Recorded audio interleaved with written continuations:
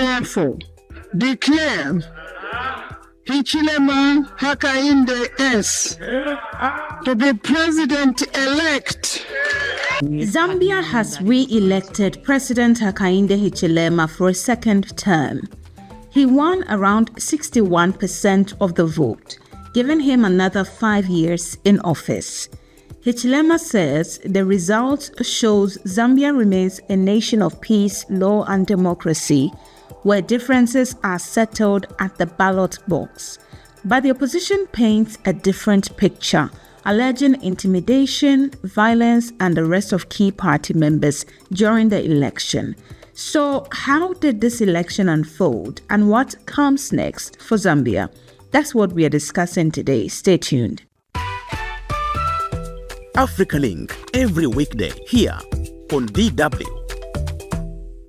This is Africa Link, the podcast that connects you to the stories that matter across Africa. I am Adjoa Tinkrama Domina, your host for today. There will be 5 more years of Hakainde Hichilema as Zambia's president after he was declared the winner of the recent election. The opposition claimed there were acts of intimidation, arrest, violence, and irregularities. Several of its figures were detained on election night in what authorities called a raid targeting, quote, militia activity, end of quote. Local media reported that Hichilema's main rival, Brian Mundibile, and his running mate, Makibi Zulu, had gone into self-imposed exile at a UN agency in the capital, Lusaka, fearing arrest. Beyond the allegations and counter-allegations, how did this election actually play out? And what are citizens expecting from Hichilema's second term? We're joined by policy analyst Kelly Kaunda and DW's Glory Bushenge in Lusaka. Welcome you both. Glory, in my country Ghana, when election results are announced, there is widespread jubilation by ruling party members, sometimes going into hours. How is the mood in Zambia at the moment? In Zambia, historically, that's the case as well. Today, it's a mixed reaction. First of all, this result was announced at a time when people would be expected to be sleeping. But of course, a lot of them stayed up to wait for the announcement, even though it was known earlier because of how the results were coming in. They were being announced in batches, and at a certain time, maybe before deep in the night, people had known that it was going to be the ruling party that would carry the day. So most of them that actually were waiting for the big announcement, I would argue, or one would argue, were those from the ruling party.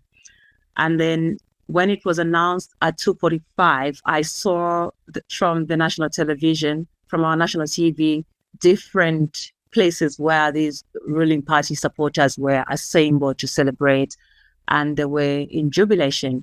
But obviously, it goes without saying that supporters of the opposition were dejected, and so that was a source of quietness in certain parts of the country.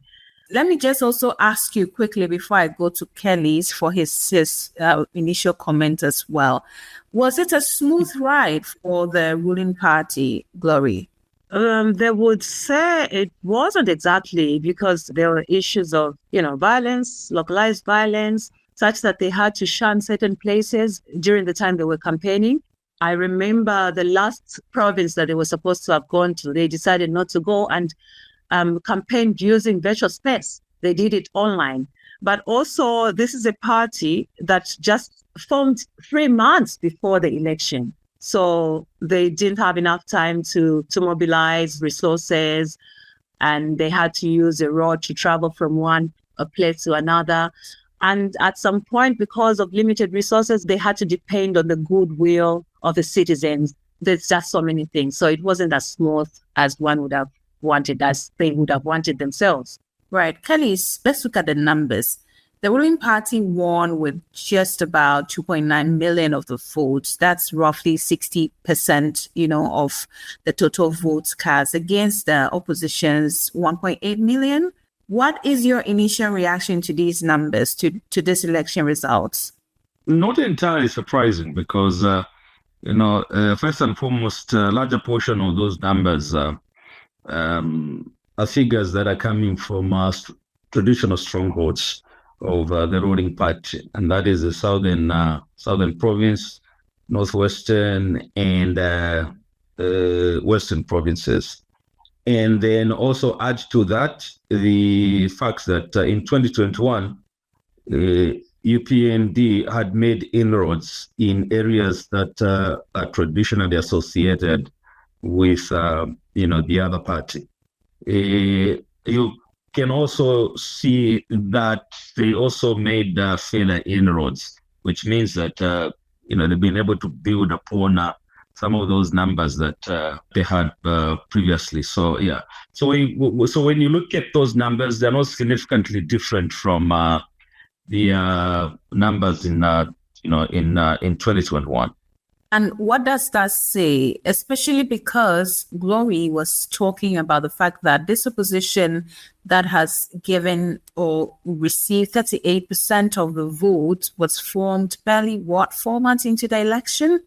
Yes. One of the most noteworthy things about this election is that in an unprecedented fashion, you had a political party, an opposition party, that failed to go and campaign in the stronghold of the ruling party, for fear of violence or threats of violence. So one would say that, okay, what if they had the opportunity to campaign in those areas? And as Glory pointed out, this is a political party that wasn't in existence until some 3 months ago. And the reason it wasn't in existence is because of what had been happening ever since CPND came into power. Since CPND came into power, there's been, all these reports of, the ruling party interfering in the internal wrangles or leadership wrangles of the former ruling party, leading to their inability to mobilize themselves, organize themselves for the past, 4 or 5 years. Now, you can imagine that they only had 3 months in which to do this. So there was a coalition of political parties that came together. That is why they couldn't even field as many candidates as possible in areas where they could have done this.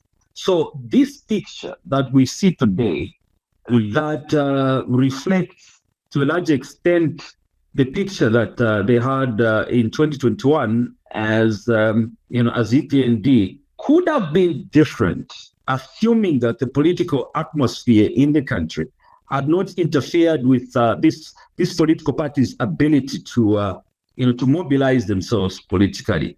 Well, we have spoken with the ruling party, and they've rejected claims that there were intimidation. In fact, they said the election was free, fair, and credible. From where you sit, the opposition has also listed certain incidents, including the arrest of some of the leading members of its party, which it says that they were acts of intimidation. From where you sit, does it look like this election was free, fair, and credible? I wouldn't say that. Of course, the ruling party is expected naturally to say that it was free and fair. But from where I stand, no, it wasn't, because this opposition party gets into the corridor to start campaigning. They wake up in the morning only to find that all their vehicles are damaged, and yet police are standing there. The matter is reported to the police, nothing happens to them. They go further into northwestern province. At some point, they are blocked by the police, and then at some point, they go to western province. They are addressing a public rally. The police come in and then they throw tear gas canisters into the crowd, and the meeting is over. And then a number of their members, those in the media team, and then the security team, they are picked up and arrested. And the political party issues the alert that these are the people that we are missing. They were arrested. We don't know where they've been kept. Incidences that speak to the absence of an election that you can describe as free and fair. Interesting. Glory, let me return to you now. With all that Kelly has said, and with the background of what the opposition has already said, what have they said after the election results were released? Have they said anything? How is it looking like in the camp of the opposition? Yeah, the main opposition feels that the election has been rigged, and because of the reasons that Kelly's has listed, among others. And another reason why they feel this is this way includes the roughly 6 hours suspension of vote counting on the first day that the Electoral Commission said was necessitated by outbreaks of violence against poll workers and the theft of marked ballot papers. So before I proceed with talking about why they feel it's rigged, I just want to borrow a bit from what you said. So you said you've been speaking to the ruling party and they deny that there was any violence. And yet these are the ones who decided to suspend the vote counting because of violence. And they said that just a few minutes after the president had posted on his page saying it was a peaceful election. So again, it confuses you as to what is what, which is which, what do they believe, and all that kind of stuff. So anyways, the main opposition candidate, Brian Wondubile, claimed that this delay in announcing the results created opportunities to manipulate them.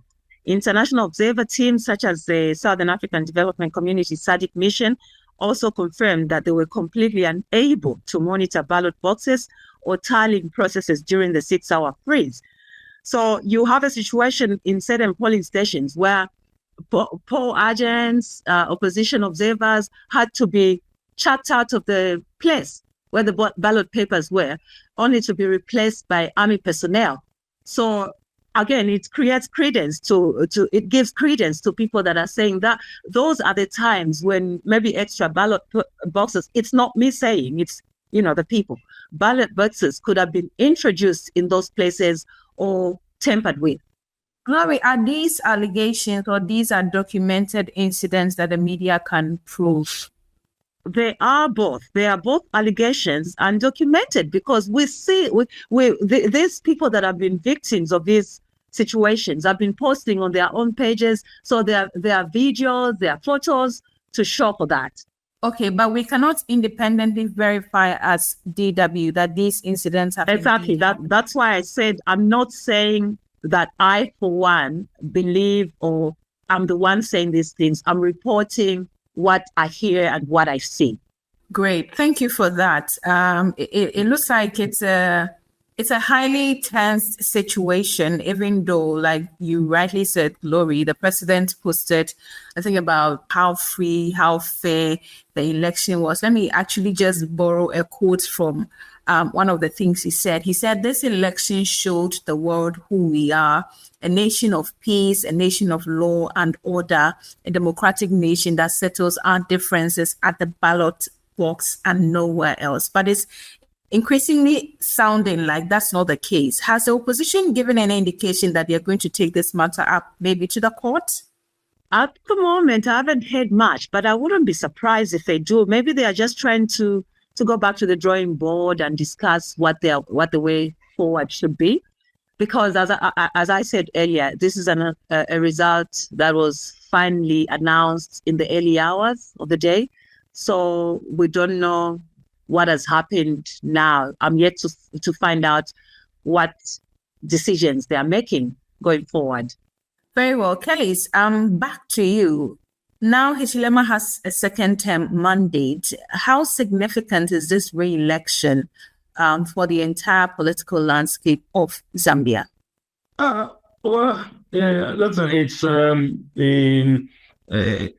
I think how significant it is, depends on the two perspectives. And one perspective is for those that members of the ruling party, and the other one is a perspective for those in the opposition. For those in the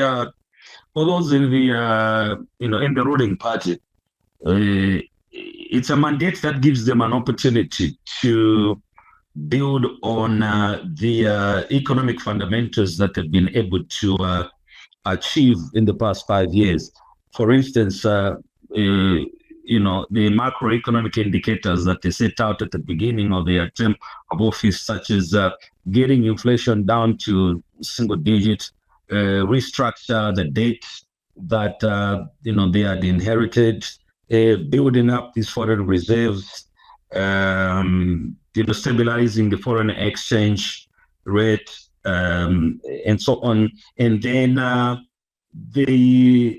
think they are looking forward to the resumption of negotiations with the International Monetary Fund for another package that should support the next phase of the economic program that they set out to embark on, namely to create more jobs, expand the economy beyond the existing sectors, so that they're able to employ as many young people as possible. That this is a period of growth. They are aiming at $65 billion annual, growth rate. They want to increase, to create jobs to the tune of about, 2 million and so on. So that's the picture. As far as the ruling party is concerned, for those that are in the opposition, I think what it means is that first, they had very little time to mobilize, so they can comfort themselves, and rightly so, that had they had enough time to mobilize themselves without political interference from the ruling party, they could have done better. So I think it would be time for them now to go back to the drawing board and look at their strengths and weaknesses. Right. Barring any court procedure that may drag, the second term of Hichilema, let's compare his first term to what lies ahead now for Zambia. Do you think that largely the president was able to fulfill the promises he came into power with in the first term? And what should Zambians expect of him in the second term, Kedis? There were things that he promised that he was going to do, particularly the reduction in the cost of living. That was a major, a major thing that he promised. But what I noticed was that the realities of the economy that inherited, and I'd remember this. He's a president that had never served in government before and has never been in any elected office.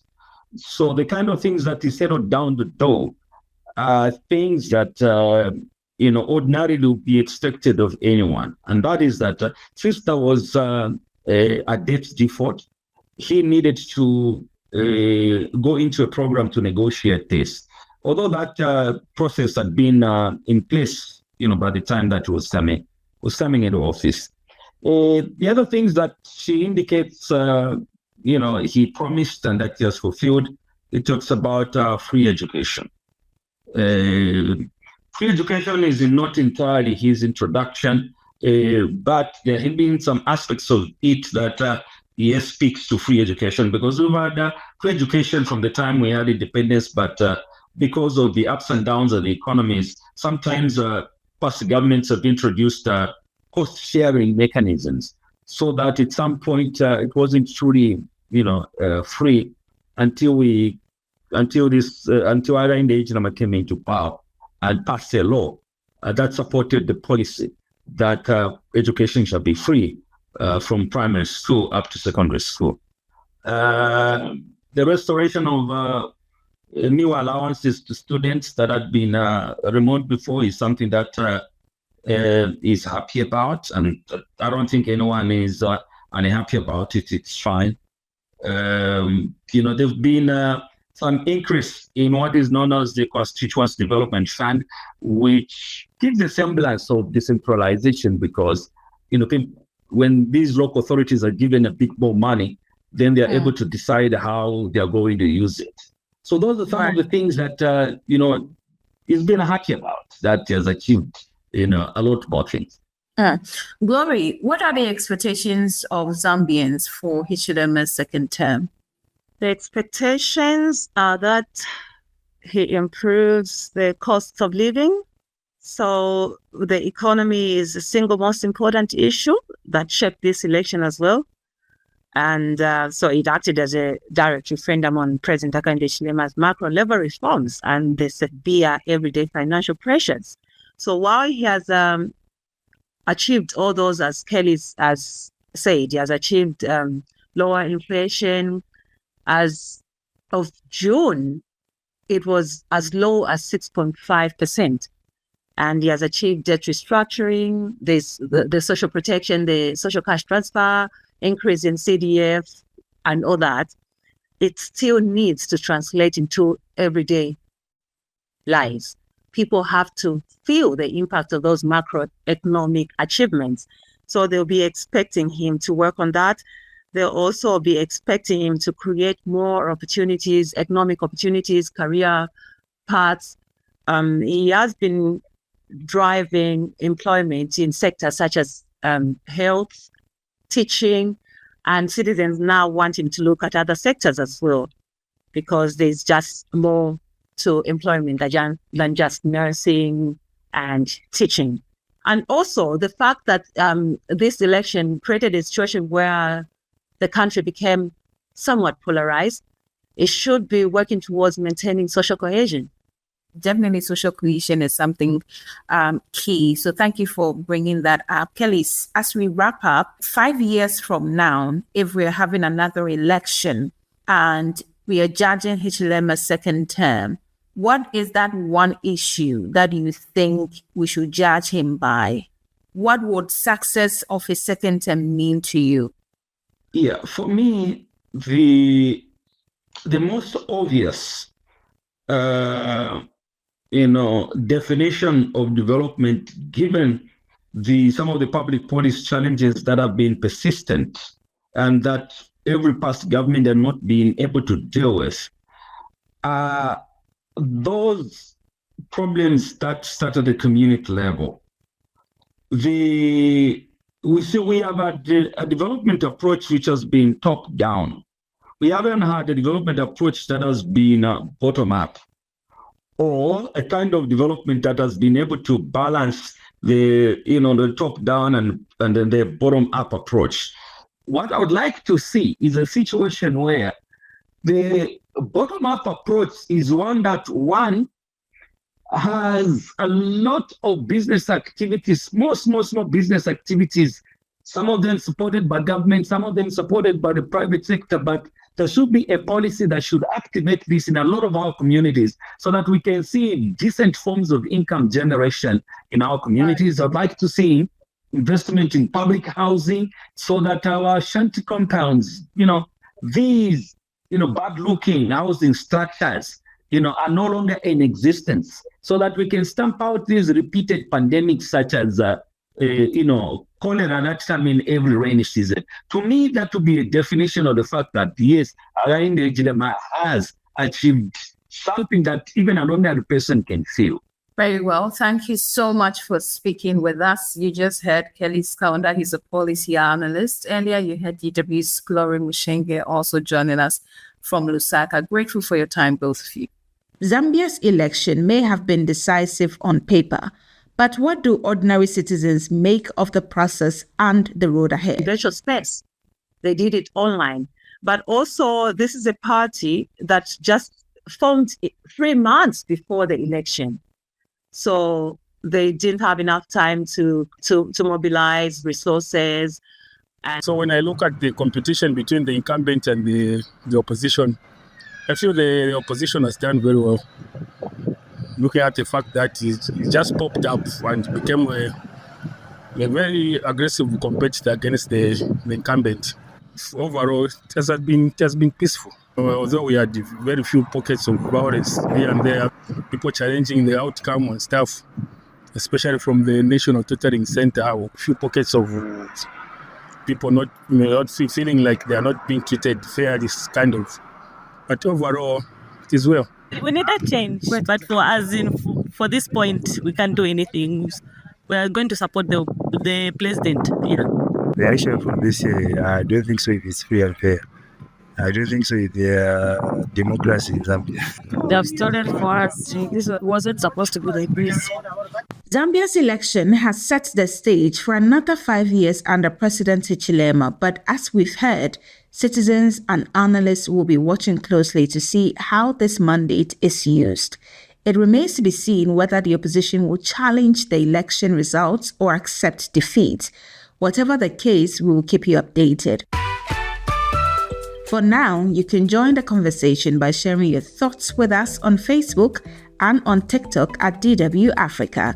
Listen to us on Spotify or wherever you get your podcast. And don't forget to subscribe to our DW Africa YouTube channel. This show was co-produced and edited by Eddie Micah Jr. I am Ajua Tinkrama Domina. Bye for now.